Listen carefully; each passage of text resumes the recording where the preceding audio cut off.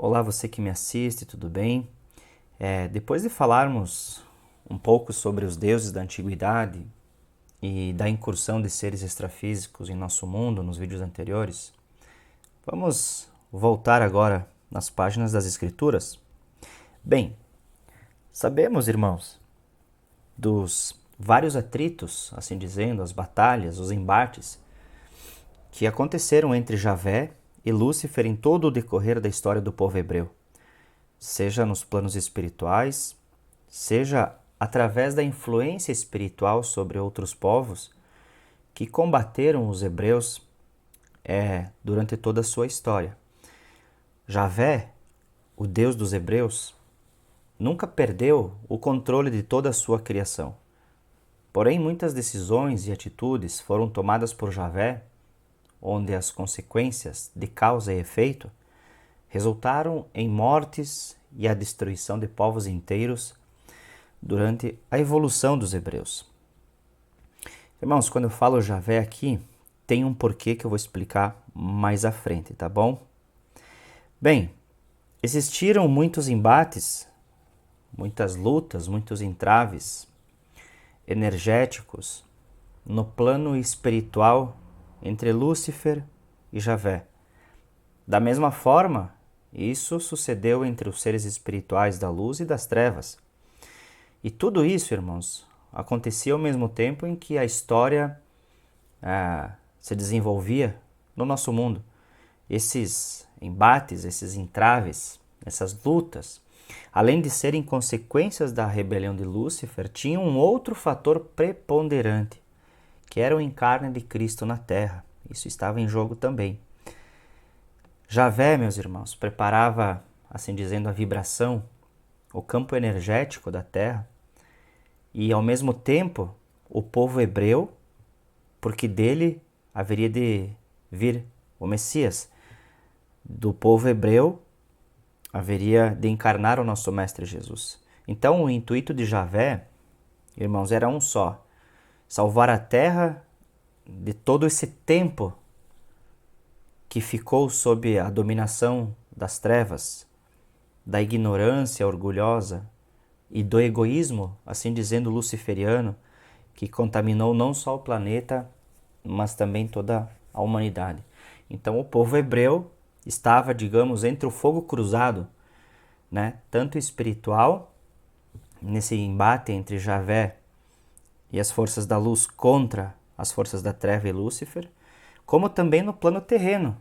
A gente vê quantas guerras foram citadas ali nas Escrituras no Antigo Testamento que o povo hebreu passou, né? Dessa forma, nós podemos entender o que está escrito em João 4, 19 e 24, que diz: Reconheceu a mulher: Senhor, eu percebo que tu és um profeta. Nossos pais adoravam sobre este monte, mas vós, judeus, dizeis que Jerusalém é o lugar onde se deve adorar. Declarou Jesus a ela: Mulher, podes crer-me, está próxima a hora, quando nem neste monte, nem em Jerusalém adorareis o Pai. Vós adorais, o que não conheceis. Preste atenção nisso, irmãos. Vós adorais o que não conheceis. Nós adoramos o que conhecemos, porque a salvação vem dos judeus. Mas a hora está chegando, e de fato já chegou, em que os verdadeiros adoradores adorarão o Pai em espírito e em verdade, pois são esses que o Pai procura para seus adoradores. Deus é espírito e é necessário que os seus adoradores o adorem em espírito e em verdade. Irmãos, repare que nessa parte está escrito: porque a salvação vem dos judeus, no versículo 22. Bem, a salvação veio dos judeus, irmãos, justamente por causa de toda essa guerra que eles passaram, de todo esse embate, tanto espiritual como terreno, assim dizendo, por milênios, né, irmãos, que ainda perdura até os dias de hoje. Isso tanto nas forças espirituais como também terrenas, que envolveu o povo hebreu. É claro, irmãos, que não que seja motivo de vanglória para uma nação, né, dizer que vem a salvação deles.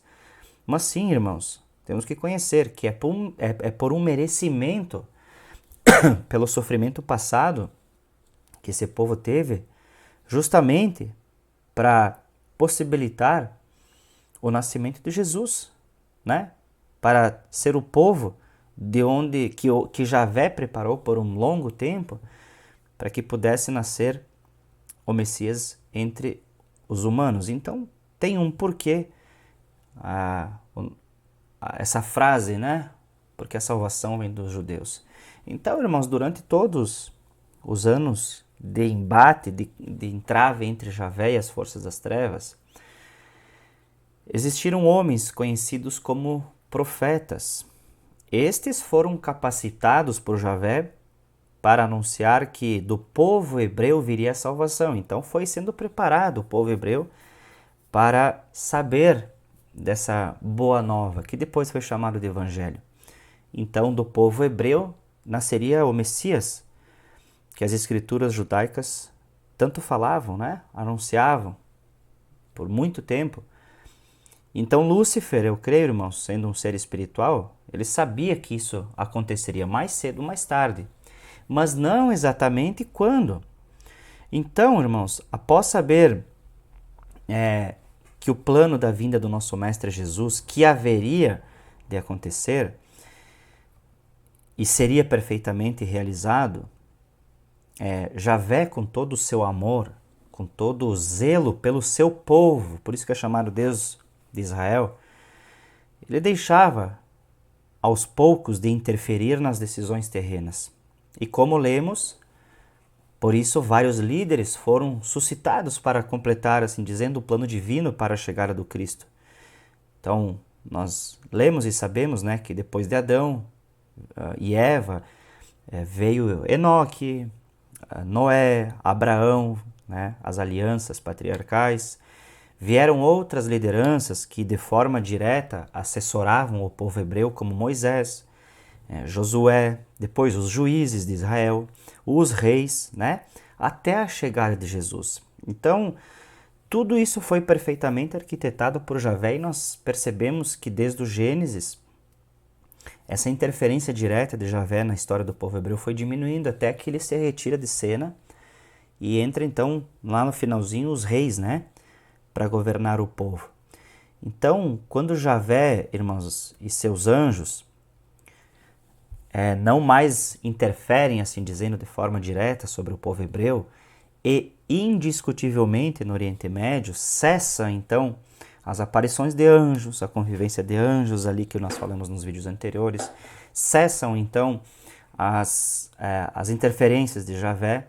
Lúcifer, percebendo que essas forças da luz não estavam mais atuando na Terra diretamente, ele acreditou, né, que havia conquistado, digamos, a soberania do planeta Terra, sendo visto a partir de então como príncipe deste mundo que Jesus mesmo falou. Então, a evidência para ter acreditado nessa ideia, né, de Lúcifer, para ele ter acreditado nessa ideia, era justamente, irmãos, o povo hebreu guerreando entre si mesmo em muitas batalhas, onde depois foi dividido, né, como o povo do norte, né, as tribos do norte e as tribos do sul, então foi dividindo as suas forças, guerreando entre si, e logo mais a gente vê, voltando um pouquinho mais, aliás, a gente vê que Israel foi escravo de outras nações também, né? Foi para Babilônia, eles ficaram escravos lá por muito tempo. Então Lúcifer pensa o quê? Javé desistiu de ser povo, não tem mais volta, então agora eu vou governar toda a terra. Então a partir disso Lúcifer ele intensifica, digamos, a sua influência sobre outros povos, né? A gente vê quantos povos que se voltaram contra Israel e também outras culturas do mundo, a fim de o quê? De tentar barrar a vinda e o nascimento do nosso Mestre Jesus. Então Lúcifer começa a intensificar, energeticamente dizendo, as ideias dos outros povos para que se rebelassem, que se voltassem contra o povo de Israel, né? Então, mesmo sabendo de algumas incursões de espíritos da luz no planeta, porque não cessou essa ajuda espiritual, né? A gente vê lá Elias também sendo ajudado, em outras partes das escrituras também nós vemos que os anjos não cessaram de ajudar o povo hebreu, mas não era tão constante como foi nos tempos antigos. Então, Lúcifer, mesmo sabendo dessas incursões de espíritos da luz volta e meia, ele também tinha os seus aliados das trevas que a todo custo tentavam impedir esse avanço do plano de Javé, para que viesse então o Messias, o encarne do Cristo. Então nós percebemos um exemplo, irmãos, desses embates descritos no livro de Daniel, que também tem muitas simbologias, mas que destacam algumas coisas para nós entender. Veja que está escrito assim: então me disse, não temas, Daniel, porque desde o primeiro dia em que aplicaste o teu coração a compreender e a humilhar-te perante o teu Deus, são ouvidas as tuas palavras, e eu vim por causa das tuas palavras. Irmãos, antes de continuar, repara que esse anjo, tá? Olha o que ele fala: aplicaste o teu coração a compreender e a humilhar-te perante o teu Deus. Isso tudo tem uma relação, por que estou falando Javé, o Deus dos hebreus. No versículo 13 diz o seguinte: mas o príncipe do reino da Pérsia me resistiu 21 dias. E eis que Miguel, um dos primeiros príncipes, veio para ajudar-me. E eu fiquei ali com os reis da Pérsia. Agora vim para fazer-te entender o que há de acontecer ao teu povo nos derradeiros dias, porque a visão é ainda para muitos dias. Daniel 10, 12 ao 14. Então veja, irmãos, que essas incursões, como eu falei, elas não cessaram, mas tiveram constantemente esses entraves, esses embates com as forças das trevas, né? Só que esse orgulho, irmãos, de ser reconhecido como príncipe deste mundo, acabou quando Lúcifer soube de alguém que nascera na terra. Então essa percepção, irmãos, eu acredito que Lúcifer sentiu quando, digamos, ele presenciou um ato que novamente movimentou as vibrações, as energias do plano espiritual e da terra também. Eu sempre falo, irmãos, que os espíritos, eles não se atêm muito a palavras, a promessas, muitas vezes que os humanos fazem, mas eles se atentam às vibrações, às energias que são movimentadas, irmãos, aqui na Terra. Então, eu já falei em outros vídeos que o que eles respeitam é o que a gente emana, é o que a gente vive. Jesus mesmo fala que a árvore é conhecida pelo seu fruto, então não adianta eu falar, orar, ter uma Bíblia em mãos, mas não praticar nada disso, não vibrar de acordo com o que eu falo. Então o que eles respeitam é essa emanação energética. Então Lúcifer percebeu o quê? Alguma coisa movimentou nos planos espirituais, algo muito poderoso foi gerado, emanado, e isso chamou a atenção das trevas. Era o que, irmãos? O nascimento de Jesus. Uma vibração, eu acredito, tão elevada, irmãos, que fez Lúcifer lembrar lá atrás dos planos de Javé, que disse que haveria de vir o Messias, quando ele estava preparando o povo hebreu lá atrás. Porque, irmãos, lá atrás de quando Javé começa a preparar o seu povo até o nascimento de Jesus, se passaram milênios, irmãos. Então Lúcifer, eu acredito que lembrou lá do plano de Javé, quando um dia separou homens que profetizaram sobre a vinda do Salvador na terra, desde Adão, Eva, Enoque, Noé, Abraão, Moisés, enfim, né? E essa certeza de que seus dias estavam contados como príncipe deste mundo, irmãos, foi confirmada quando Lúcifer soube e percebeu o encontro entre João Batista e Jesus nas águas do Jordão, que deu ali o início terreno de Jesus. Eis que o primeiro encontro entre Lúcifer e Jesus, irmãos, estava prestes a acontecer nas areias escaldantes do deserto da Judéia. Então, mesmo percebendo, irmãos, o poder vibracional que emanava de Jesus, Lúcifer ainda tinha dúvidas se realmente este homem chamado Jesus era realmente o Espírito encarnado do Filho do Altíssimo aqui na Terra. E assim, de forma extrafísica, irmãos, de forma extrafísica, por não poder encarnar como um humano, Lúcifer indagava com perguntas a Jesus, fazendo-se sentir na mente humana a qual o Filho do Altíssimo havia encarnado. Então, irmãos, a questão da tentação de Jesus não se deu por uma figura materializada, por um ser materializado, irmãos, porque Lúcifer já estava preso energeticamente no abismo, irmãos. Ele estava preso, irmãos, numa prisão energética chamada abismo, que está condensada junto com as trevas exteriores. Mas ele tinha o poder, a força de conseguir controlar, de ter um magnetismo mental através das energias que emanavam da Terra. Então faziam ligações. Então ele fez o que, irmãos? Ele tentou invadir a mente do Mestre, porque ele foi um homem também.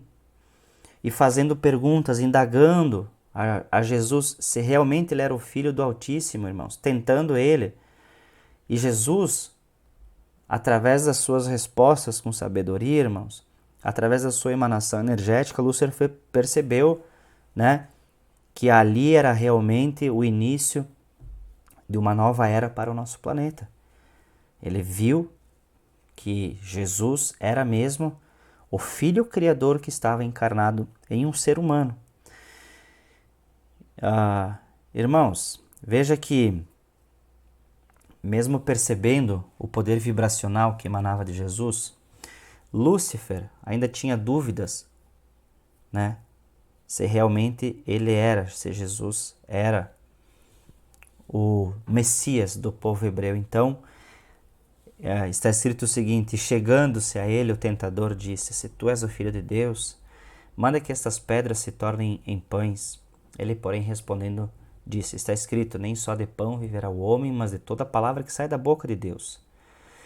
Então o diabo transportou a cidade santa. Isso não foi material, irmãos, tá? E colocou-o sobre o pináculo do templo e disse-lhe: se tu és o Filho de Deus, lança-te daqui abaixo, porque está escrito que aos seus anjos dará ordens a teu respeito e tomar-te-ão nas mãos para que nunca tropeces com o teu pé em alguma pedra. Disse-lhe Jesus: também está escrito, não tentarás o Senhor teu Deus. Novamente o transportou o diabo a um monte muito alto e mostrou-lhe todos os reinos do mundo e a glória deles. E disse-lhe: tudo isto te darei se prostrado me adorares. Então disse-lhe Jesus: vai-te, Satanás, porque está escrito, ao Senhor teu Deus adorarás, e só a ele servirás. Então o diabo o deixou, e eis que chegaram os anjos e o serviram. Mateus 4, do 3 ao 11. Então, meus irmãos, veja que o plano de Javé saiu com perfeição desde o início, quando ele começou a fazer as suas alianças, né, com os patriarcas, assim chamados, do povo hebreu. Ele separou um povo na terra, se mostrou a um povo na terra, para que desse povo então pudesse vir o Salvador, que pudesse vir a encarnar o Filho Criador eterno. Tá, irmãos? Mais à frente eu vou começar a falar, irmãos, sobre essa questão de Javé e o povo hebreu, irmãos. Nós vamos discorrer mais sobre esse assunto. Hoje eu vou ficando por aqui. Então, veja quão profundo é essa história, porque que é bom nós estudarmos, compreendermos, buscar conhecimento para expandir nossa consciência, elevar nossa espiritualidade. Se assim eu contribuir de alguma forma, minha irmã, meu irmão, eu peço gentilmente, deixa seu like, se inscreva se não for inscrito para não perder os próximos vídeos, compartilha com outros irmãos. Na próxima aula falaremos então um pouquinho mais, dando continuidade sobre essa questão do plano de Javé, sobre o juízo final, falaremos sobre a reintegração da terra, sobre a purificação espiritual a partir do nascimento de Cristo e sobre a separação do joio e do trigo também, tá certo? Hoje eu vou ficando por aqui, vejo você no próximo vídeo, na próxima aula, aqui na Escola de Eruditos. Até mais!